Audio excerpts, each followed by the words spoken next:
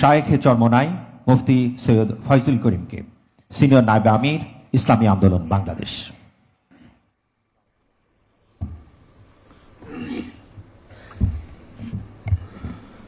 আসসালামু আলাইকুম ওয়া রাহমাতুল্লাহি ওয়া বারাকাতুহু।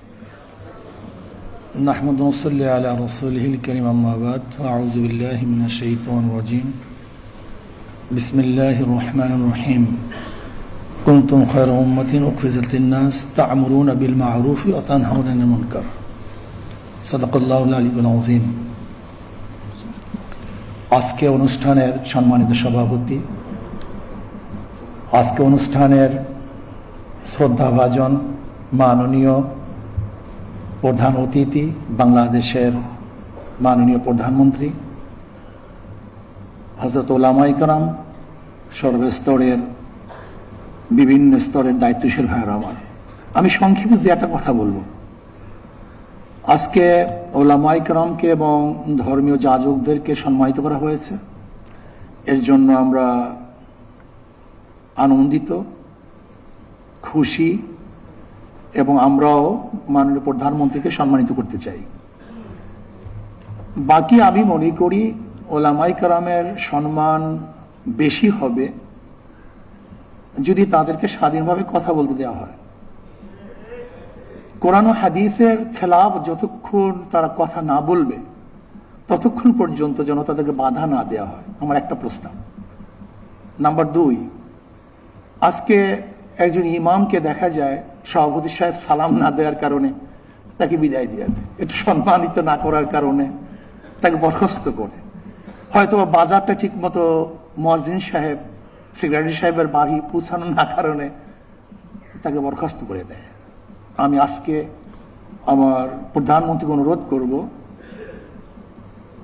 একটা নির্দিষ্ট নীতিমালা থাকা চাই যে কোন কারণে তাকে বরখাস্ত করা হবে। মাশাআল্লাহ, আলহামদুলিল্লাহ, জাযাকাল্লাহ। কেন বরখাস্ত করা হবে? যতক্ষণ আকীদা এবং কোরআন ও সুন্নাহর আকীদা, একটা শব্দ আমি সংযুক্ত করতে চাই, আকীদা এবং কোরআন ও সুন্নাহর অনুকূলে যতক্ষণ থাকবে ততক্ষণ কোনো অবস্থাতেই তাকে বরখাস্ত করা যাবে না। আলহামদুলিল্লাহ, শুকরিয়া জ্ঞাপন করছি। নাম্বার 3, যদি আপনি সম্মানিত করতেছেন উলামায়ে কেরামকে, তাহলে আমি বলবো যে কমপক্ষে যারা চাকরিতে অন্তর্ভুক্ত হবে তাদের চরিত্রের সার্টিফিকেট যেন এই ইমাম থেকে নেওয়া হয়, এই এলাকার ইমাম থেকে, যে 5 ওয়াক্ত নামাজ পড়ি কিনা, তার আদর্শ ভালো কিনা। যদি এরকম কিছু তাদের থেকে চারিত্রিক সার্টিফিকেট নেওয়া হয় তাহলে আমরাও ভালো হয়ে যাব, আমরা ভালো হবো। আমরা চরিত্রের সার্টিফিকেট দিই, কাজে আমি যদি ভালো না হই চরিত্র সার্টিফিকেট আমি দেবো কিভাবে? কাজে আমাকে আগে চরিত্রবান হতে হবে, তারপর আমাকে চরিত্রের সার্টিফিকেট দিতে হবে। যদি এই কাজটা করতে পারেন, জীবনভর আপনাকে সবাই স্মরণ করবে যে কমপক্ষে এই ব্যক্তি নামাজ পড়ে, এই ব্যক্তি খারাপ কাজের সাথে সংযুক্ত না। যদি ইমাম থেকে এরকম সার্টিফিকেট নেওয়া হয়, চরিত্রের সার্টিফিকেট, মনে হয় যেন সম্মানিত করা হবে। আর একটা কথা বলে শেষ করব, যে আজকে সম্মানিত ভাতা যেন নিয়ন্ত্রণের কোনো মাধ্যম না হয়, যে সরকার যেন ইমাম এবং মুয়াজ্জিনকে নিয়ন্ত্রণ না করে, বরং এটা সম্মানিত ভাতা সম্মানিত হিসেবেই থাকে। যদি ভাতাকে নিয়ন্ত্রণের মাধ্যম করা হয় তাহলে কিন্তু এটা হিতে বিপরীত হবে। আল্লাহ আমাদের সবাইকে দ্বীন ও ইসলাম অনুযায়ী চলার এবং মানার তৌফিক দান করেন। সবাইকে ধন্যবাদ।